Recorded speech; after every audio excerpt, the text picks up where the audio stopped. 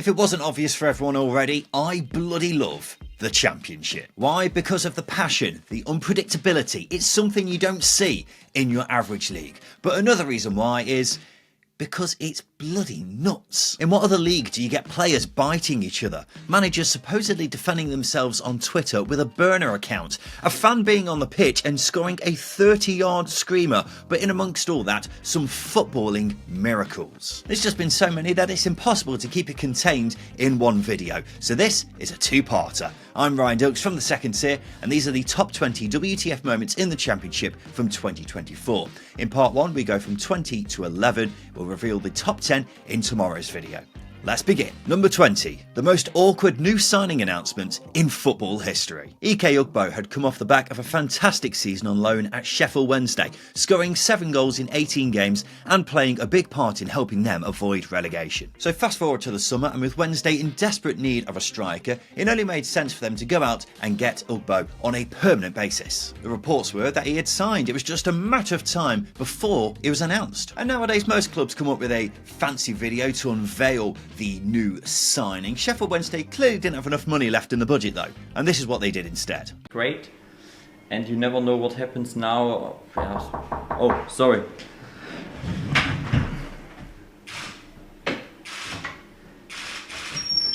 Hey, how are you? Good. How are you? Welcome back, guys. It's a new signing.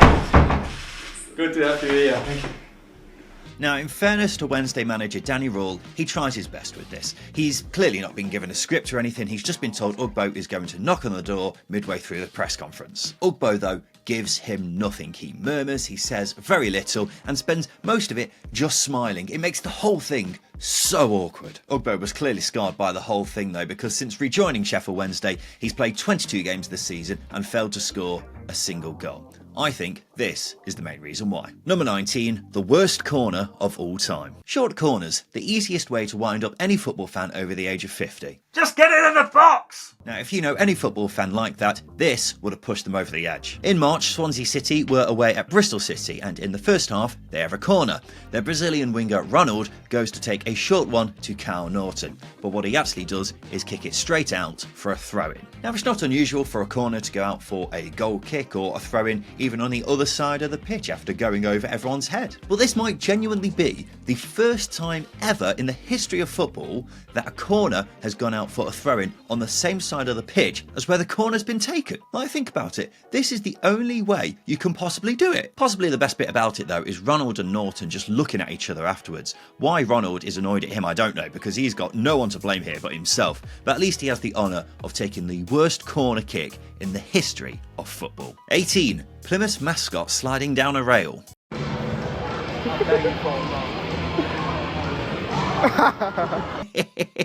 I don't think I'll ever get tired of watching this. Trust me, I've done a lot of research into the context behind this and I'm still none the wiser as to what's going on. I've seen some people say he does it every game, and if that is true, it's probably more entertaining than what Plymouth gets served up on the pitch. I don't really have anything else to add on this one, it's just very, very funny to watch. 17. Stoke sacking Steven Schumacher. Okay, onto a serious one now. In September, Steven Schumacher was sacked by Stoke just 5 games into the season. The sporting director John Walters said it was in the long-term interest of the club. Now, the reason why it was a shock is because Steven Schumacher managed to keep Stoke up last season. They won 18 points from the final 10 games, and while granted he struggled initially at Stoke, he ended the season really well. And it wasn't like he had a terrible start to the season, he won 2 of his first 5 games, so to make a call like this completely out of the blue so early into the season is strange, but what makes it a proper WTF moment is how it went afterwards. Walters decided to get in Narcis Palat, who had been a first-team coach at Norwich City.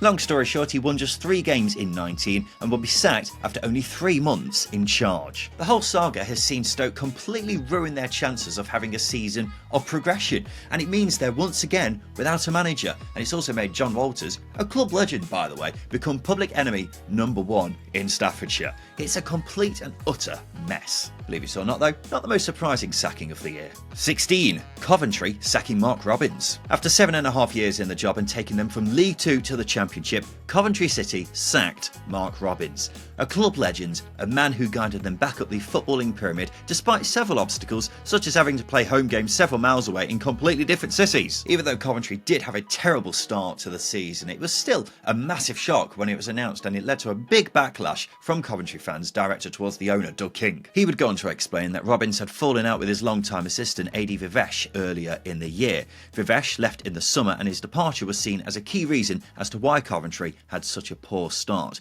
King said they had to make the change to salvage what they could from the season. They would go on to appoint Frank Lampard as his replacement. Is he who I would have gone for?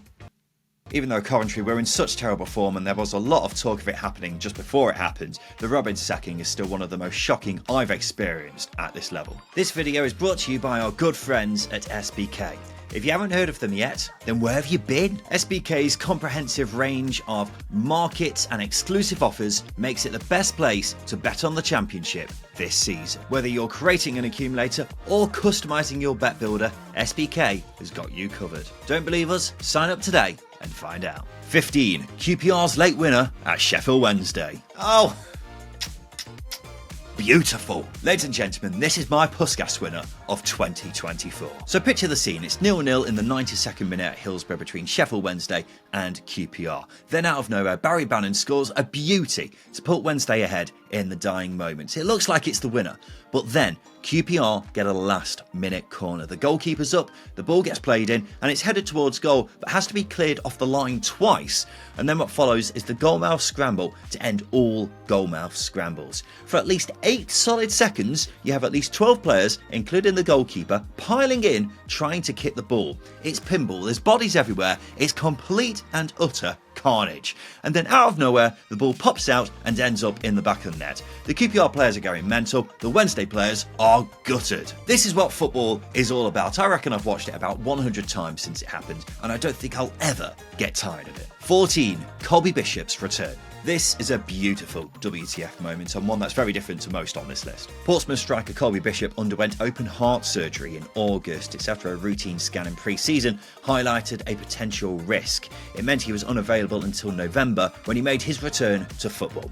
He came off the bench against Preston and ended up even scoring. To come back at all after such a serious procedure, let alone come back just 3 months later and score on your return, it's absolutely heroic. Since then, Bishop has been playing regularly for Portsmouth, which is great news for them because they sorely missed him, but his return is one of the most courageous moments I can remember ever in the Championship. 13. Hull City sacking Liam Rosenior. This sacking is bizarre. Yes, Mark Robins was a shock, but Coventry were really struggling at the time. Schumacher was a shock, but Stoke weren't exactly flourishing either.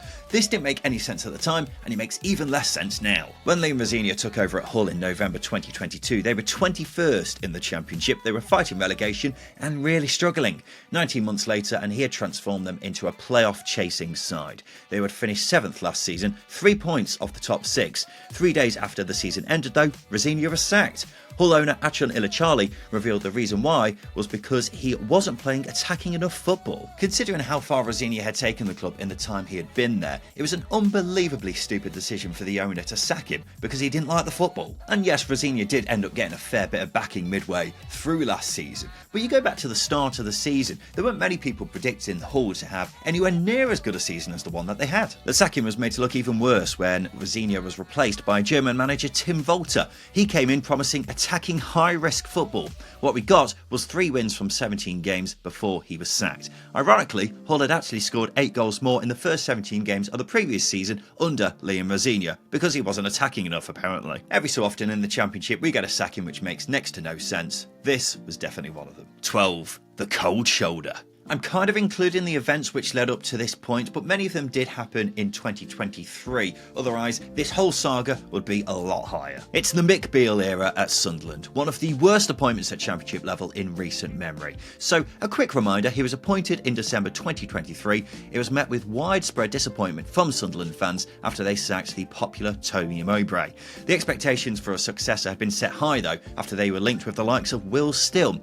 Fans never took to Beale. He would insinuate that fans didn't like him because he was Southern, and he would win just 4 games from 12 before being sacked after just 2 months. The moment which essentially signified the end of his reign, though, came away at Birmingham City, ironically managed by the guy Beale took over from, Tony Mowbray. In the 87th minute, Beale substituted off Trey Hume, a 21-year-old lad who always gave his all for the team. As Hume was walking off, he went to give Beale a handshake and he blanked him. He left him hanging.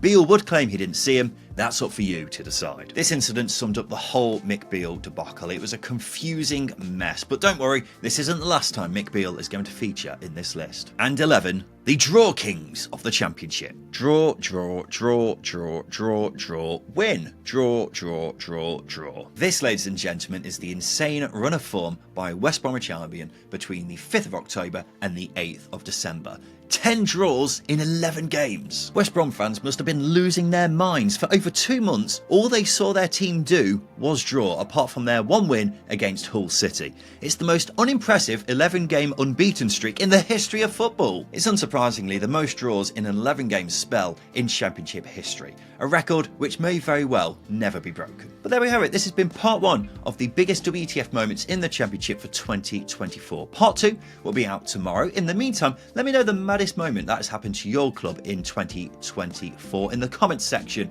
below. If you've enjoyed the video, make sure you like and subscribe for more content like this. I've been Dilks from the Sackings here, and we'll be back again tomorrow.